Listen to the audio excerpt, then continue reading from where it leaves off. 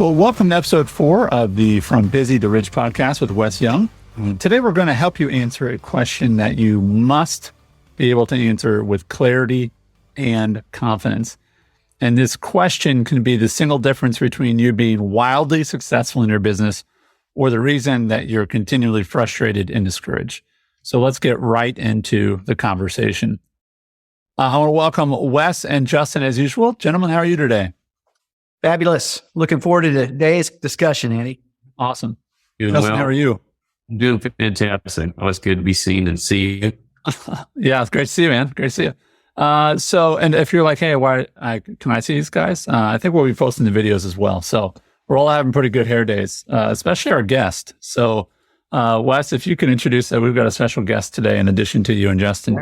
Yeah. Well, call him bald and beautiful. Our guest today is Cody Moore. Cody is a lead advisor and lead project manager in our firm. And Cody's just elite at what he does. He's great at it. He joined our team about 3 years ago, and it's been just a wonderful addition to what we're trying to accomplish and helping our clients increase their profitability and quality of life. Cody's, as you know, we're a 100% remote organization. So Cody's really taken full advantage of that, though, because when he started with us, he was in Shreveport. And then shortly after, through job changes and family movements with his wife, Sue, they are in South Carolina. And so Cody's joining us East Coast. You know, the difficulty with Cody is making sure that he gets the right time. I'm just happy he showed up today at not East Coast time. Good news is if you got here early and nobody's here, he knows, I'm an hour off. But good job, Cody. Way to go, man. Thanks for being here. Yeah. Hey, glad to be here. Thank y'all for all the kind comments on my hair. It really is good today. So glad to be here. Yeah. It's the most comments he's gotten. That's the most compliments he's gotten here in a long time. Maybe, 10 years. So let's go ahead and dig into it. We're going to be entering into a new topic today, Wes.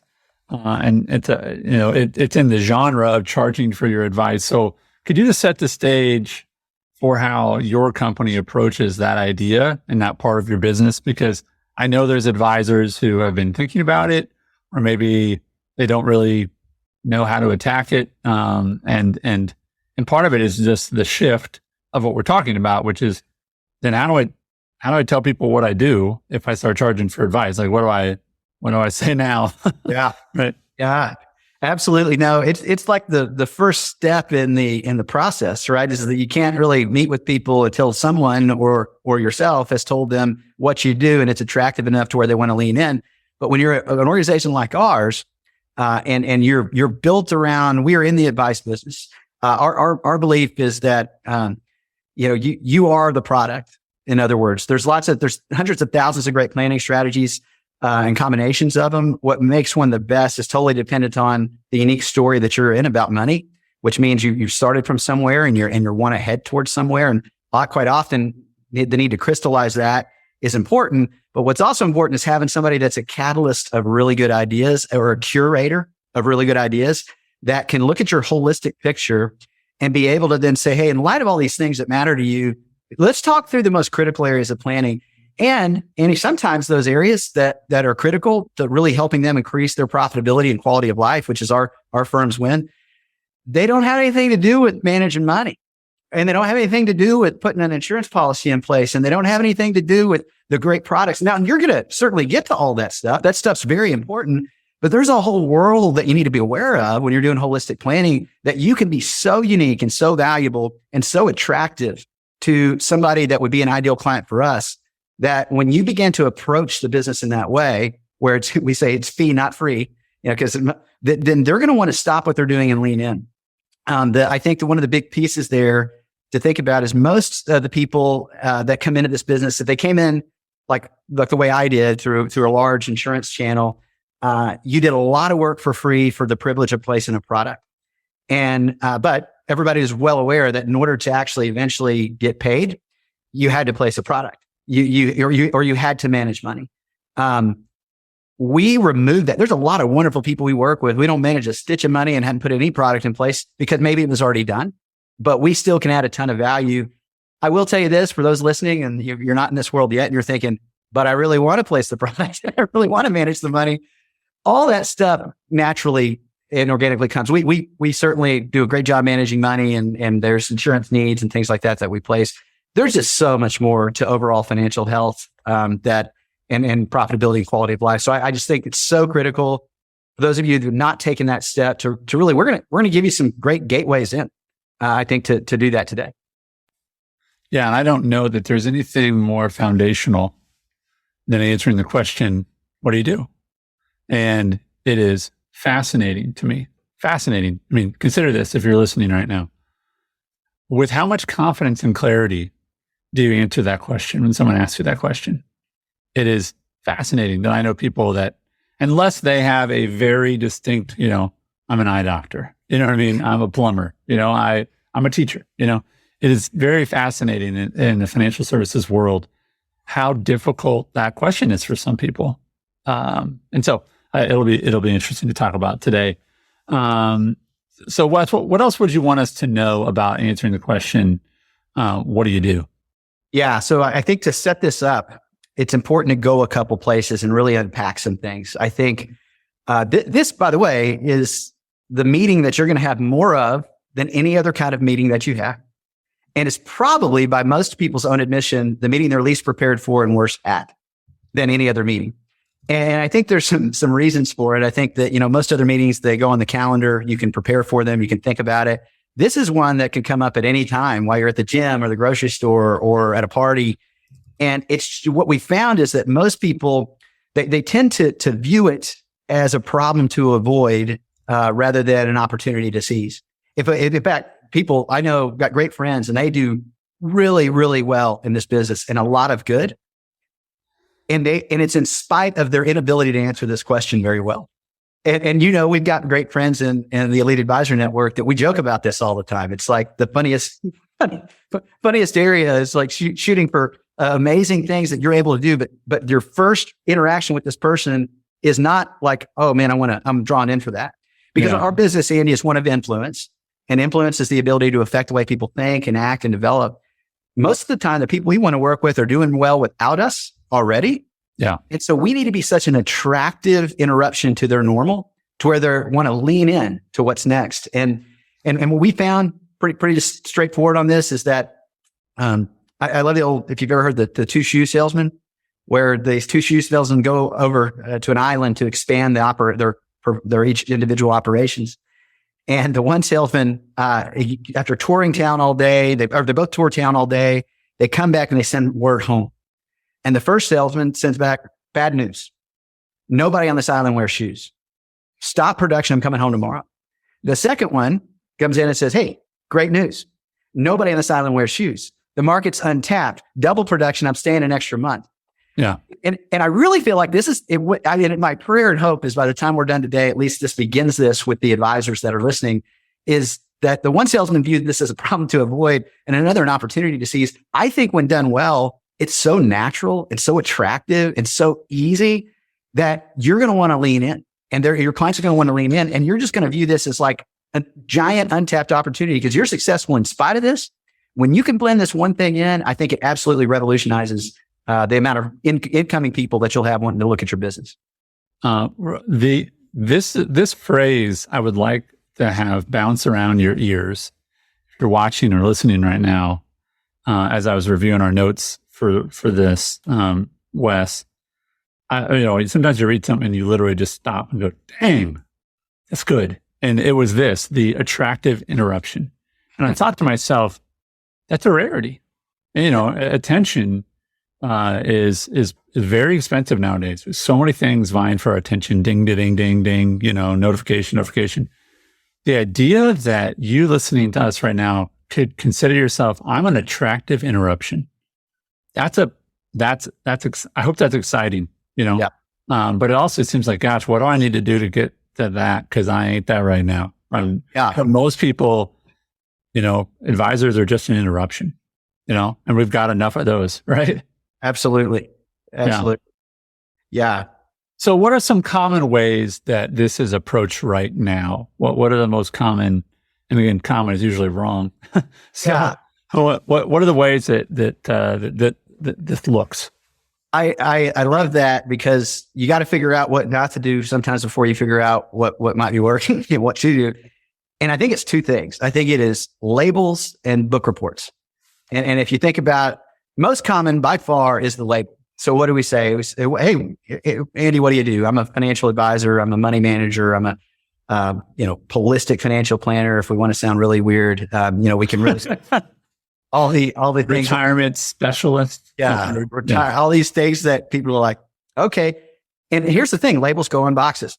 And in our heads, these are common things, and we can associate someone, or at least an idea, category of someone's to certain labels. So if you say, I sell insurance, or I'm a car salesman, you have a label in your head where you put those people. And at best, they like that category, but you're common. You're just like everybody else. You like what they already have. At worst, they don't like that category and they want to get away from you. You're not you were like an unattractive interruption. So I think that doesn't work well. But I think with the opposite, it doesn't work well either. It's where they go to the other side of the ditch, where instead of like the label's not getting the reaction they want, where people are like, hey, well, man, I want to sit down with you and let's have deep conversations and interrupt all this great stuff I'm doing. So they're like, well, I need something. I need to be more complete. And I need to talk about all the things I do. There is hundreds of thousands of planning strategies out there. And if you try and list them all, like that's why this is difficult, Andy. And if somebody asks you, hey, what do you do? You're like, how much time you got? Because I can do a whole lot of stuff. I mean, we joke, but early on in I remember sitting at a Starbucks with my really good friend, Chris Fulbright, who's still in the business. And we wrote out beautifully this complete answer to this question. And eloquent, very eloquent. Oh, it was beautiful. It was beautiful. Now, we could never remember it to say it in the moment. Good thing, because nobody would have wanted to be around us if we did, because it would have taken, like if you call it an elevator pitch, we would have needed like an elevator 9 times. Yeah, you would have needed a big building. Yeah. Right. And it's so like, how do you not be a label, but how do you also not be a book report? And it's people just resign themselves to this is why this is just, I hope I say it and I'm not so unattractive with the label, because that's where they usually land eventually, because report and work that it keeps going. Well, and the other issue with the answer to the question of what do you do is you want by your answer to either help qualify for this person and say, this is why you care about my answer, or have them ask another question. Yeah. Right. Because let's just point out the worst case scenario for this is, oh, cool. Right. Like that's the cool. Yeah. That's good. Nice. That sounds neat. Right. Because listen, even if you say a teacher, someone's going to say, well, that's awesome. What grade? What specialty? They're gonna give you something back. But the worst is, oh, good. Yeah, that's right. By the way, folks, just so if you're not keeping track at home, that's a period. That's not a question mark, right? That is conversation just went on. That part of the conversation's over. That's right. New chapter. There is no leaning in with a period. It is only question mark, right? That's what you want. Right. So walk us down, what. Talk to us about why you want us to talk about the why before the what, and what do you mean by that? Yeah, so I think you don't do labels, you don't do book reports. We call it do the why before what approach. And I kind of discovered this, and then I'll give you the premise and stuff around it with my kids. So we all have kids. I have the oldest kids on here, although we are all fairly close in age, I want to point out. So, but I can universally say that I know something about all of you that when you go tell your kids, hey, go brush your teeth, they probably don't always say, well, yes, Father, I'd love to go do that, or maybe it's just in Texas and in Austin. No, you're going to say never. They've never. Yeah. Yes, Father. Yeah, it's like, what do they say? They're like, oh, Dad, why do we have? No, my favorites I already did. I'm like, it's new. You did I know, yesterday. But I did yesterday. I mean, did it in the morning. What do you say? So, but I kind of, and I'm not getting, this isn't parenting advice. It does work, but it's, hey, bonus, everybody. Bonus. Just own it, Wes. And, we'll have a parenting podcast next. I said, what if I started with what they always say? What if I started with why? And I said, hey kids, you know how you hate going to the dentist or you hate going to the doctor when they put needles in your arms? And they're like, yes. All of a sudden I had their attention. And I'm like, did you know brushing your teeth every day keeps the dentist from having to put needles in your gums? They both got up, went and brushed their teeth. I didn't have to ask them because I gave them why before I gave them what. They immediately said, all of a sudden, we're deeply interested in leaning into this what. Yeah. They connected with the experience, you know? Absolutely. Like, Absolutely. oh, yeah. Yeah. And so I think when I think about that, I begin to think about, well, how do we do this in a way to where we can make this such an attractive thing? We can get people why before what, because here's what I believe with all of my heart, that the people you're trying to lead have got to feel the weight of the problem you solve or the opportunity you help seize before they care about your process and your solutions and your products to solving that problem. I think most people go around with like answering a question no one's asked yet, particularly in this particular category. So everything we do in our process from beginning to end is built around getting people to want to lean in, to want to know the answer that or strategy or pursuit for that. So in this the way we approach this is all built around that one thing. It's the why before what. So I think that if you're not building the anticipation for that, it gets really easy to just divert to one of those other categories. But I think there is a way, and where you can it's natural. It doesn't sound goofy, and they're not going, that guy's weird. It's like a way where people just want to lean in, and we've got tons. And that's why I'm excited to have Cody on here, because we've experimented with a lot of different answers to this question. And I know we're going to dive into the part 2 here next week on our next podcast. But I just think that once you understand this, and so if I'm building a little anticipation for what we're going to actually do next, that I am doing that because I want you to come back and listen to everything. But I think, man, it doesn't have to be as hard as we make it. And every year I can tell you this, that by answering this question well with the why before what, we take in more clients than just about anyone I know, or at least have an initial conversation with them. Right. And the quality of our relationship with those clients goes through the roof. It has a ribble effect throughout our entire practice. Cody, let me ask you this question. Remind us how long you've worked with Wes. Coming up on 3 years. 3 years, right? Yeah. Can you remember when people would ask you what you did and you just kind of gave them that answer and they went, oh, good. Right. I mean, do you remember that time? I assume it's when you kind of started with them or before. Yeah, it was before really. And I can remember I was just laughing as we were going through that because I remember preparing and having it well planned, but never wanting to use it. Like hated, didn't want anybody to ask me what I did. Right. Cause it was just, it was a label, I was putting myself in that box. And how confident or comfortable do you feel now in answering that question? Yeah, nowadays a lot better. We, like Wes said, we went back and forth and tried this on each other, but also I think what helps me is seeing it in action, seeing it, with our clients, the things that the why that we're actually implementing. So I'm 100% confident that it works. Everybody loves it. They want to pursue it more. So it builds that confidence to ask it on the front end.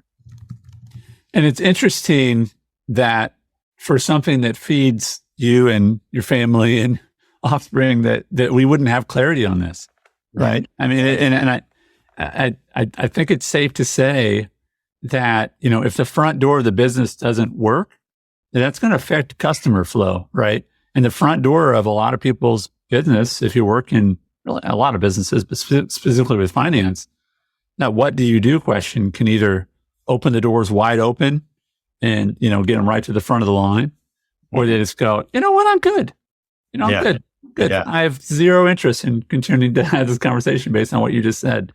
And so that's why it's really important. And then, I want everyone to make sure that, that they know and understand. In our next episode, we're going to dig deeper into this and give some practical advice on and how to avoid oh, that's good and okay, cool, and that's interesting, but it's not interesting enough for me to actually ask a follow-up question, right? Response.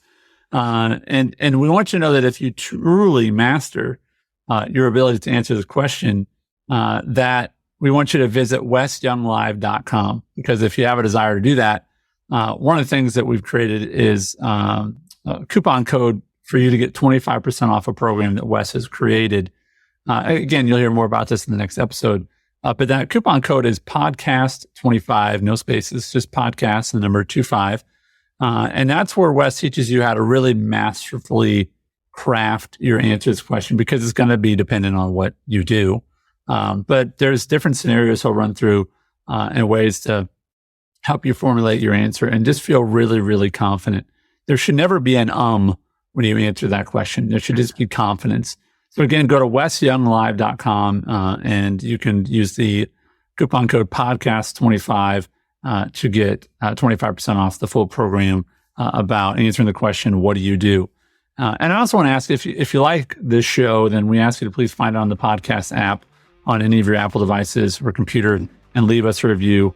We really appreciate it.